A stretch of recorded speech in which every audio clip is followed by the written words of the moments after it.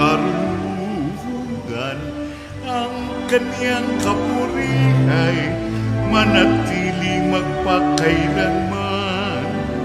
Purihin ang Panginoon, siya'y ating pasalamatan sa pagsasama at pagtitipon ng kanyang mga anak.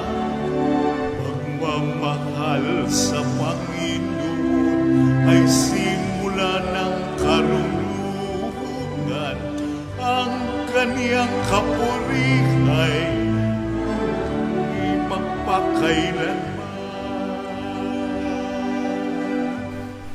Sa ngalan ng Ama at ng Anak at ng Espiritu Santo. Amen.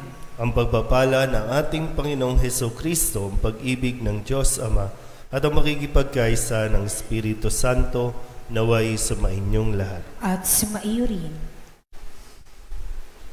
Mga kapatid, tinipon tayo bilang mga kaanib na angkan ng Diyos, kaya dumulog tayo sa maawaing Panginoong nagpapatawad ng lubos. Sinugong tagapagpagaling sa mga nagsisisi, Panginoon, kaawaan mo kami. Panginoon, kaawaan mo kami. Dumating na tagapag-anyayang mga makasalanay magsisi, Kristo, kaawaan mo kami. Kristo, kaawaan mo kami. Nakaluklok ka sa kanan ng Diyos Ama para ipamagitan kami, Panginoon, kaawaan mo kami. Panginoon, kaawaan mo kami. Kaawaan tayo ng makapangyarihang Diyos, patawarin tayo sa ating mga kasalanan at patnubayan tayo sa buhay na walang hanggan. Amen. Manalangin tayo. Ama naming makapangyarihan, kaming mga tinubos mo at kinupkop ay tunghayan mo ngayon sa iyong kagandahang loob upang sa pagsampalataya sa anak mong si Kristo, makamtan ng kalayaan at pamana sa piling mo sa pamamagitan niya kasama ng Espiritu Santo magpasawalang hanggan. Amen. Umupo po ang lahat. Ang simula ng unang sulat ni Apostol San Pablo kay Timoteo. Mula kay Pablo, apostol ni Kristo Jesus, ayon sa kalooban ng Diyos na ating tagapagligtas, at ni Kristo Jesus na ating pag-asa, kay Timoteo na tunay kong anak sa pananampalataya. Sumaiyo nawa ang pagpapala, habag at kapayapaan, buhat sa Diyos Ama at kay Kristo Jesus na ating Panginoon. Nagpapasalamat ako kay Kristo Jesus na ating Panginoon na nagbibigay sa akin ng lakas para sa gawaing ito, sapagkat ako'y minarapat niya at hinirang na maging lingkod. Hinirang niya ako upang maglingkod sa Kanya, bagamat nung unay nagsalita ako laban sa Kanya. Bukod dito'y, inusig ko siya at nilait. Sa kabila nito'y, kinahabagan ako ng Diyos, sapagkat hindi ko nalalaman ang aking ginagawa nung hindi pa ako naniniwala sa Kanya. Iginawad sa akin ng Panginoon ang Kanyang masaganang pagpapala, kalakip ang pananampalataya at pag-ibig na nasa atin dahil sa pakikipag-isa kay Kristo Jesus. Ang salita ng Diyos. Salamat sa Diyos. Diyos ko, aking kapalaray, manahin ang iyong buhay. Diyos ko, aking kapalaray, manahin ang iyong buhay. O Diyos, ako'y ingatan mo, ingatan ang iyong lingkod. Ang hangad ko ay maligtas, kaya sa iyo dumudulog. Ika'y aking Panginoon, ang wika ko sa aking Diyos. Kabutihang tinanggap ko ay ikaw ang nagkaloob. Ikaw lamang, o Poon ko, ang lahat sa aking buhay. Ako'y iyong tinutugon sa lahat kong kailangan. Diyos ko, aking kapalaray, manahin ang iyong buhay. Pinupuri ko ang Poon na sa akin ay patnubay. Kahit gabi, diwa niya ang sa akin umaakay. Nababatid ko na siya'y kasama ko oras-oras. Sa piling niya'y kailanmay hindi ako matitinag. Diyos ko, aking kapalaray, manahin ang iyong buhay. Ituturo mo ang landas na buhay ang hahantungan. Sa piling mo'y madarama ang lubos na kagalakan. Ang tulong mo'y nagdudulot ng ligayang walang hanggan. Diyos ko, aking kapalaray, manahin ang iyong buhay. Tumayo po ang lahat. Hallelujah, hallelujah, kami ay gawin mong daan ng iyong pag-ibig, kapayapaan at katarungan. Hallelujah.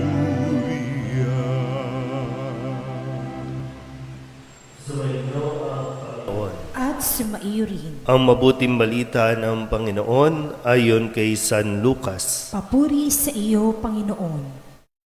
Noong panahong iyon, tinanong ni Jesus ang kanyang mga alagad ng patalinghaga, "Maaari bang maging taga-akay ng bulag ang isa ring bulag? Kapwa sila mahuhulog sa hukay kapag ginawa ang gayon. Walang alagad na higit sa kanyang guro, ngunit kapag lubusang naturuan, siya'y magiging katulad ng kanyang guro. Ang tinitingnan mo'y ang puwing ng iyong kapatid, ngunit hindi mo pinapansin ang tahilan sa iyong mata. Paano mo masasabi sa iyong kapatid, 'Kapatid, bayaan mong alisin ko ang iyong puwing,' gayong hindi mo nakikita ang tahilang nasa iyong mata? Mapagpaimbabaw, alisin mo muna ang tahilan sa iyong mata at makakakita kang mabuti. Sa gayoy, maaalis mo ang puwing ng iyong kapatid." Ang mabuting balita ng Panginoon. Pinupuri ka namin, Panginoong Hesukristo. Isang magandang araw po sa inyong lahat. Matapos natin ipagdiwang ang kaarawan ng Birhen ng Soledad, tayo ngayon ay nagbabalik muli sa mga paalala ng ating Panginoong Hesus sa kung ano ang mas mainam nating gawin. Mahalaga po sa pagsisimba, no, dahil reality naman, no, bilang mga Katoliko, tamad tayong magbasa ng Biblia. No? Kahit nga, lalo na yung mga catechism books o kaya canon law books natin, no? Na ito yung Vatican, ito yung mga documents ng simbahan na dapat sana ay inaalam natin, tinutuklas natin, para hindi lang tayo nakadepende sa kung may formation sa simbahan, mayroong retreat, no? Na doon lang tayo nakakapakinig ng mga salita ng Diyos. Pag misa, no? Pag pinapahayag itong mga pagbasa natin, doon lang natin naririnig. Kadalasan nga lang, pagkatapos ng misa, nakakalimutan na natin agad kung ano yung aral at turo ni Jesus. Napakahalaga dahil bilang mga binyagang Kristiyano, tayo ay may misyon na magpahayag ng mabuting balita. Anong ipapahayag natin kung wala tayong natututunan o wala tayong nalalaman sa mga aral ni Jesus? Kaya nga ang sabi ni Jesus, no, yung sinabi niya sa kanyang mga alagad na patalinghaga, kaya bang akayin ng bulag ang kapwa niya bulag? Ang tawag natin doon, mga nagmamarunong. Yung wala ka namang alam, hindi mo naman alam, pero kung umaasta tayo, parang alam na natin ang lahat.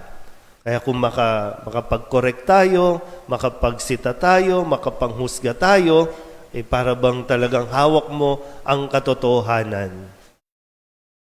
Minsan, pag sa mga turo natin, no, ako bilang pari, kapag nagsasalita dito, minsan talagang pinagninilayan ko, tama ba yung aking sinasabi? Tama ba yung sasabihin ko? Ayon ba ang naririnig ba ng mga tao ay ang salita ng Diyos o baka yung sarili ko ng vendetta yung aking sinasabi dito. Yung mga sarili ko ng opinyon at ipinaglalaban. Ito ba'y nakaugat pa rin doon sa sinasabi ni Kristo? Kasi paano ko kayo aakayin, no? Lalo pa ngayon na bagong assignment, bagong misyon, bagong lugar, paano ko kayo aakayin kung ako mismo bulag? Kung ako mismo hindi ko maintindihan o naiintindihan ang sinasabi ni Kristo. Alam niyo, ang ginagawa ko po, no, bilang, kasi sabi nga ni San Pablo, bilang tagapagpahayag ng mabuting balita, hindi dapat ito ipinagmamalaki, yung para bang na magiging mayabang na, no? Sabi pa rin niya, dapat laging nagkakaroon ng paghahanda. At yung paghahanda, bahagi niyan ay yung mayroong kang pagpipigil sa sarili o disiplina. Disiplina rin to. Kaya sa mga lektor natin, no, ang disiplina, pumunta ka ng maaga, basahin mo ng paulit-ulit para pag tumayo ka dito, malinaw, malakas, naiintindihan. Hindi lang basta maganda magsalita, kundi naiintindihan ba at nauunawaan. Dahil araw-araw ang misa, minsan po, share ko lang po, no, yung aking pamamaraan. Pagkatapos ng misa, babasahin ko na agad yung para bukas. At sa buong, no, araw, hanggang kinabukasan, hanggang bago matulog, no, talagang iniisip-isip ko ano ang gustong sabihin ni Jesus sa Ebanghelyo ngayon, sa mga pagbasa ngayon. Paano i-connect yung unang pagbasa at Ebanghelyo? Pag yung para sa Sunday naman, dahil mas malayo-layo, no, Biyernes pa lang o kaya ahead, no, babasahin na agad, pagninilayan na agad, dahil hindi biro ang magpahayag. Ito ay isang seryosong misyon, seryosong gawain. Minsan nararamdaman nyo naman po, no, kung prepared ba si Father, nagmamadali ba si Father, wala bang masabi si Father, kaya kung ano-ano na lang. Di ba may ganung pakiramdam, no? Responsibilidad namin yan. Pero ganun pa man, responsibilidad ng bawat isa sa atin. Mayroon ka pong gampanin na dapat ipahayag ang mabuting balita. Yung mga usapin natin, halimbawa, usapin sa kasal, usapin sa paghihiwalay, bago natin husgahan ng iba, alamin muna natin na mabuti ano ang tinuturo ng simbahan. Para nang sa ganon, hindi po natin mailigaw lalo ang ating kapwa. Amen? Magsitayo po na.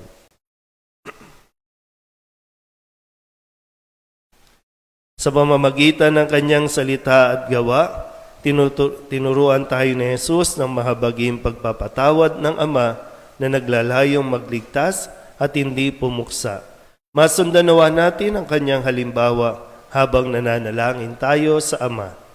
Ang ating pong itutugon, aming Ama, matulad nawa kami sa iyo. Aming Ama, matulad nawa kami sa iyo.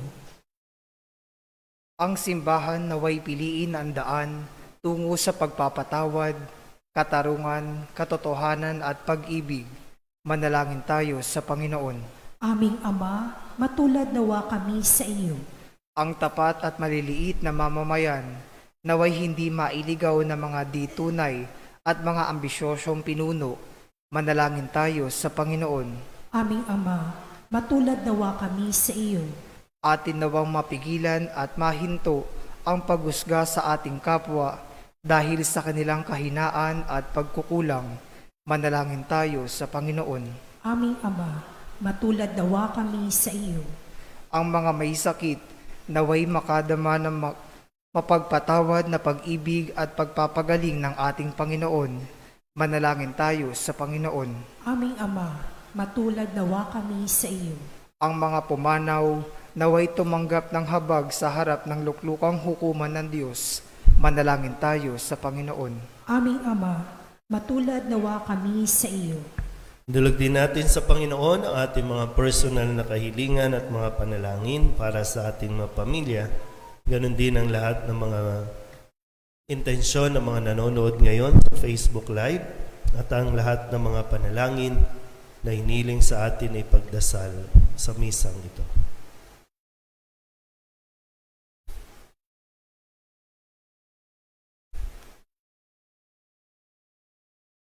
Ang lahat ng ito inihiling namin sa ngalan ni Kristong aming Panginoon. Amen. Umupo po lahat.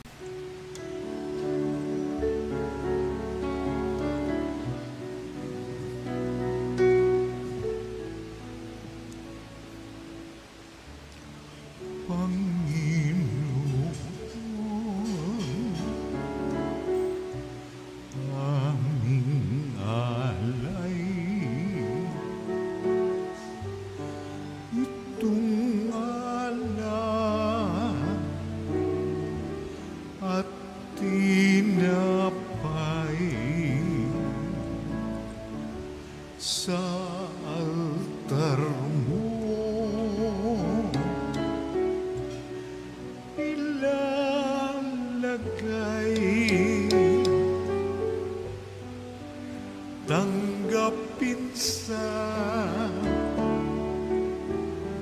iyong kamay. Manalangin kayo mga kapatid upang paghahain natin ay kalugdan ng Diyos amang makapangyarihan. Tanggapin nawa ng Panginoon itong paghahain sa iyong mga kamay, sa kapurihan niya at karangalan sa ating kapakinabangan at sa buong sambayanan niyang banal. Ama naming lumikha, ikaw ang gumagawa ng wagas na katapatan at kapayapaan. Ipagkaloob mo ang iyong kadakilaan ay aming handugan ng iyong minamarapat na aming maialay at naway magkaisa kami sa pakikinabang sa banal na paghahain ngayoy ipinagdiriwang sa pamamagitan ni Jesucristo kasama ng Espiritu Santo magpasawalang hanggan. Amen. Sumainyo ang Panginoon. At sumaiyo rin. Itaas sa Diyos ang inyong puso at diwa. Itinaas na namin sa Panginoon. Pasalamatan natin ang Panginoong ating Diyos. Marapat na siya ay pasalamatan. Ama naming makapangyarihan, tunay ngang marapat na ikaw ay aming pasalamatan. Sa iyong paglingap at kagandahang loob, ang tao'y nilikha mo at pinangangasiwa sa sansinukom. Sa hangad mong siya'y iwastong lubos, siya'y pinagdusa mo sa kanyang pagtalikod. Sa iyong paggiliw, iyong ipinahintulot na makabalik siya sa pamamagitan ni Kristo Jesus. Kaya kaysa ng mga anghel na nagsisiawit ng papuri sa iyo, nang walang humpay sa kalangitan, kami nagbubunyi sa iyong kadakilaan. Santo, Santo, Santo, Panginoong Diyos na makapangyarihan, napupuno ang langit at lupa ng kaluwalhatian mo.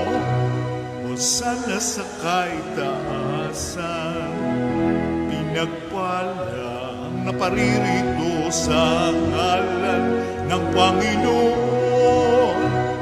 Hosana sa kaitaasan. Ama naming banal, ikaw ang bukal ng tanang kabanalan. Kaya't sa pamamagitan ng iyong Espiritu, gawin mong banal ang kaloob na ito upang para sa amin maging katawan at dugo ng aming Panginoong Hesukristo. Bago niya pinagtiis ang kusang loob na maging handog, inawakan niya ang tinapay, pinasalamatan kaniya, pinaghati-hati niya iyon, iniabot sa kanyang mga alagad at sinabi, tanggapin ninyong lahat ito at kanin, ito ang aking katawan na ihahandog para sa inyo.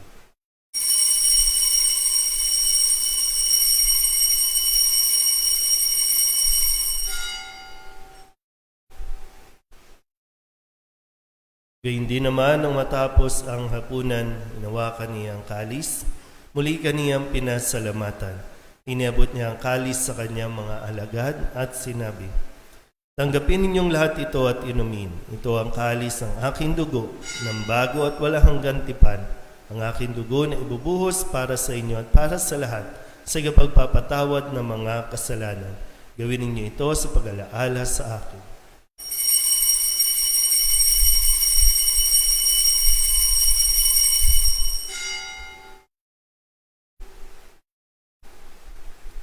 Ipagbunyi natin ang misteryo ng pananampalataya. Si Kristo'y namatay, si Kristo'y nabuhay, si Kristo'y babalik sa wakas ng panahon. Ama, ginagawa namin ngayon ang pag-alaala sa pagkamatay at muling pagkabuhay ng iyong anak, kaya tiniaalay namin sa iyo ang tinapay na nagbibigay buhay at ang kalis na nagkakaloob ng kaligtasan. Kami nagpapasalamat dahil kami iyong minarapat na tumayo sa harap mo para maglingkod sa iyo. Isinasamo namin kami magsasalo-salo sa katawan ng dugo ni Kristo ay mabuklod sa pagkakaisa sa pamamagitan ng Espiritu Santo. Ama, linghapin mo ang iyong simbahang laganap sa buong daigdig. Puspusin mo kami sa pag-ibig kay San Francisco na aming Papa at ni Jose na aming Obispo at ng Tanang Kaparian. Alalahanin mo rin ang mga kapatid naming nahimlay na may pag-asang sila'y muling mabubuhay, gayon din ang lahat ng mga pumanaw. Kawaan mo sila at patuloyin sa iyong kaliwanagan. Kawaan mo at pagindapating kaming lahat na makasalo sa iyong buhay na walang wakas. Kaysa ng mahal na Birhen Maria na Ina ng Diyos, ng kabiyak ng puso niyang si San Jose. Kaysa ng mga apostol at ng lahat ng mga banal na namuhay dito sa daigdig ng kalugod-lugod sa iyo, may pagdiwang nawa namin ang papupuri sa ikararangal mo sa pamamagitan ng iyong anak na aming Panginoong Hesukristo. Sa pamamagitan ni Kristo, kasama niya at sa Kanya, ang lahat ng parangal at papuri ay sa iyo, Diyos Amang makapangyarihan, kasama ng Espiritu Santo, magpasawalang hanggan.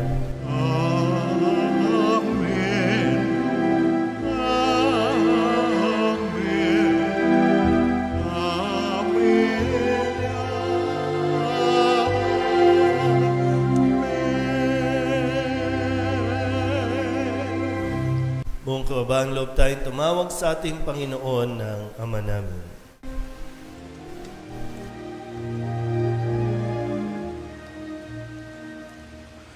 Ama namin, sumasalangit ka, sambahin ang ngalan mo, mapasa ng kaharian mo, sundin ang loob mo, dito sa lupa para ng sa langit. Bigyan mo kami ngayon ng aming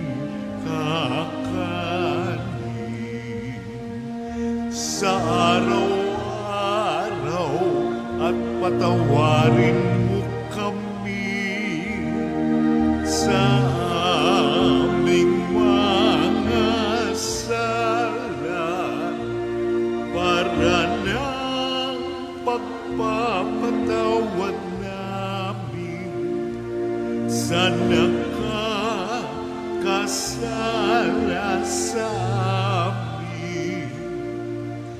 at huwag mo kaming ipahintulot sa tukso at iadya mo kami sa lahat ng masama. Hiling namin kami iadya sa lahat ng masama, pagkalooban ng kapayapaan araw-araw, iligtas sa kasalanan at ilayo sa lahat ng kapahamakan. Samantalang aming pinananabikan ang dakilang araw ng pagpapahayag ng tagapagligtas naming sa Hesukristo. Sapagkat iyo ang kaharian at ang kapangyarihan at ang kapurihan magpakailanman. Amen. Panginoong Hesukristo, sinabi mo sa iyong mga apostol, kapayapaan ang iniiwan ko sa inyo, aking kapayapaan ang binibigay ko sa inyo. Tunghayan mo ang aming pananampalataya at huwag ang aming mga pagkakasala. Pagkalooban mo kami ng kapayapaan at pagkakaisa ayon sa iyong kalooban, kasama ng Espiritu Santo, magpasawalang hanggan. Amen. Ang kapayapaan ng Panginoon ay laging sumainyo. At sumaiyo rin. Magbigayan po tayo ng kapayapaan sa isa't isa. Kordero ng Diyos na nag-aalis sa mga kasalanan ng sanlibutan, maawa ka sa amin. Kordero ng Diyos na nag-aalis sa mga kasalanan ng sanlibutan, maawa ka sa amin. Kordero ng Diyos na nag-aalis sa mga kasalanan ng sanlibutan, ipagkaloob mo sa amin ang kapayapaan. Lumuhod po ang lahat. Ito ang kordero ng Diyos. Ito ang nag-aalis ng kasalanan ng sanlibutan. Mapalad ang mga inaanyayahan sa kanyang piging. Panginoon, hindi ako karapat-dapat na magpatuloy sa iyo, ngunit sa isang salita mo lamang ay gagaling na ako. Katawan ni Kristo. Amen.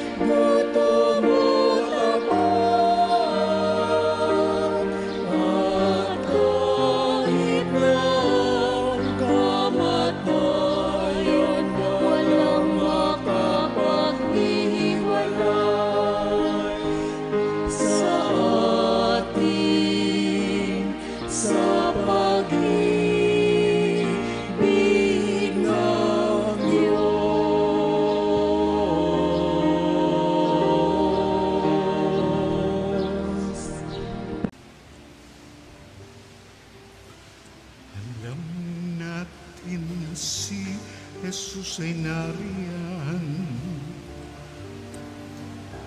sa sagradong ostiang pinamamahayan ng dugo at katawan na siyang pinuhunan sa pagtubos sa ating kasalanan. Nasa Kanya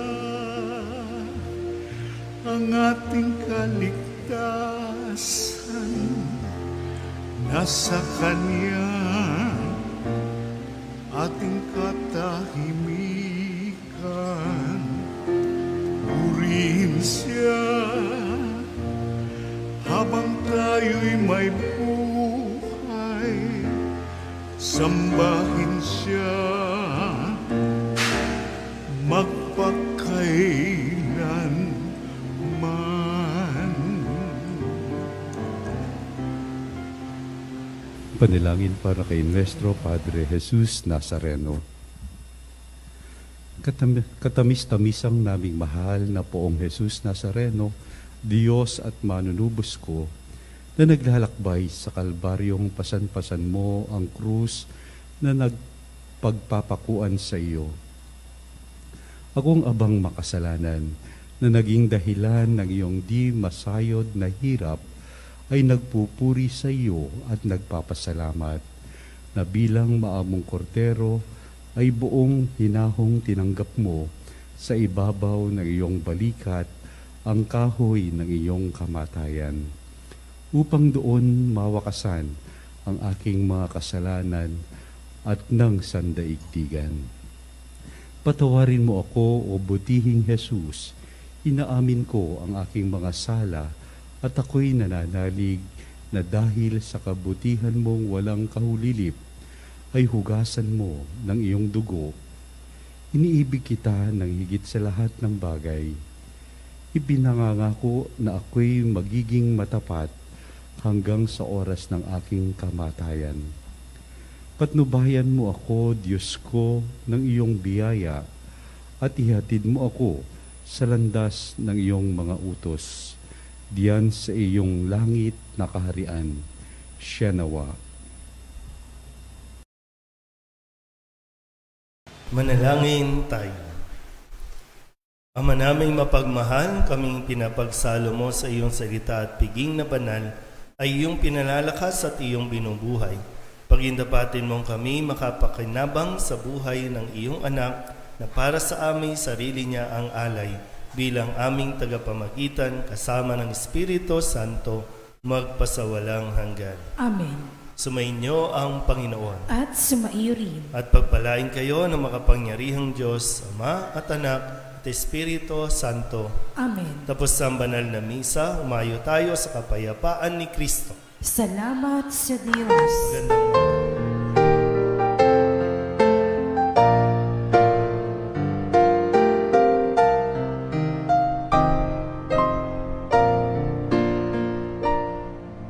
Nuestro Padre Jesus Nazareno, sinasamba ka namin,